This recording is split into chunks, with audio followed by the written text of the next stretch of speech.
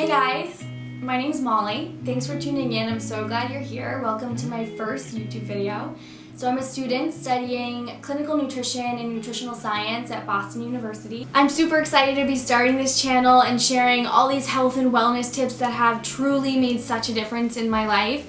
Today I'm sharing a topic that is super close to my heart. So these tips are my top tips for staying healthy and nourished while on a budget or in college. Tip number 1, utilize the microwave. If you don't have a kitchen or if you're in a college dorm, the microwave can be an awesome tool for steaming veggies, steaming brown rice, lots of things. So when I lived in a college dorm and I just had a microwave, I would always wet a paper towel, wrap a sweet potato, and microwave for like 5 or 6 minutes until the sweet potato was soft. And that acted as the base for so many different meals, whether it was savory with some beans or quinoa, avocado, or it could be sweet with yogurt, cinnamon, honey.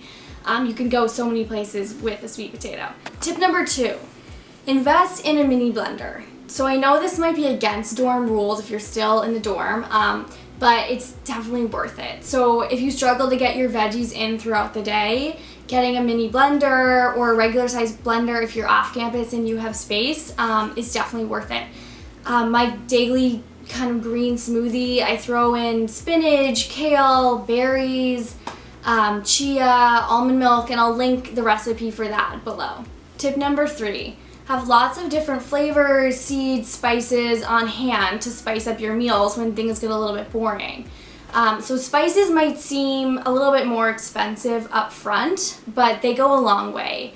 Having cilantro, whether it's a fresh herb, or turmeric, cinnamon, cumin, garlic powder.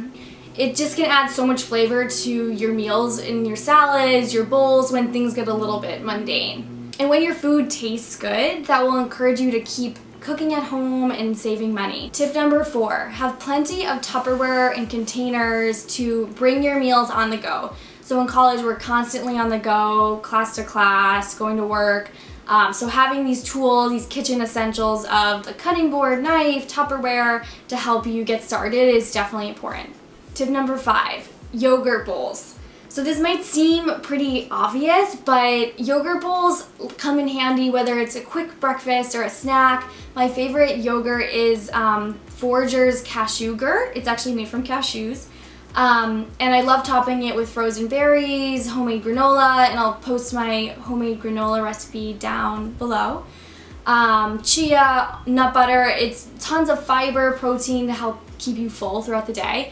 My number 1 tip would be to choose a yogurt with protein. So Greek yogurt has a ton of protein, but if you're non-dairy, choosing a non-dairy yogurt with protein or adding a scoop of your favorite protein. My favorite protein is Nuzest. I talk about it all the time on my food and health blog, Zucchini Who, but it's super minimal ingredients, super easy to digest.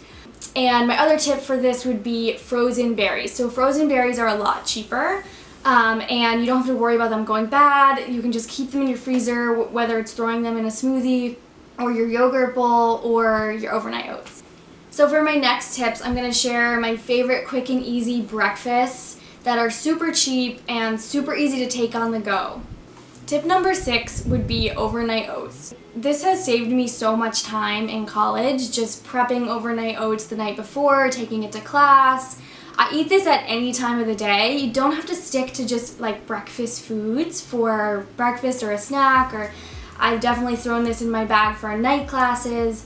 But it can be such a complete meal. So starting with your oats, adding in flax seeds, chia for some protein and fiber, as well as healthy fats, adding in berries, almond milk. I'll post my recipe for my favorite overnight oats below.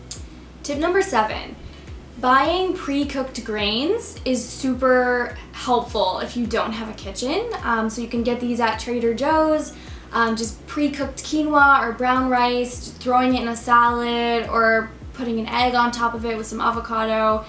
just sets you up for a healthy bowl in minutes. If you do have a kitchen, making a big batch of quinoa or farro or rice, whatever you like ahead of time, is super helpful. So you can add your veggies, add your protein, and you have a quick meal ready to go, and you can take it in your Tupperware or eat it in between class. Making this at home saves you like $12 or $15 versus buying it at Sweetgreen, and it's super cheap to make. Tip number 8 is combining a protein and a fiber for all of your snacks.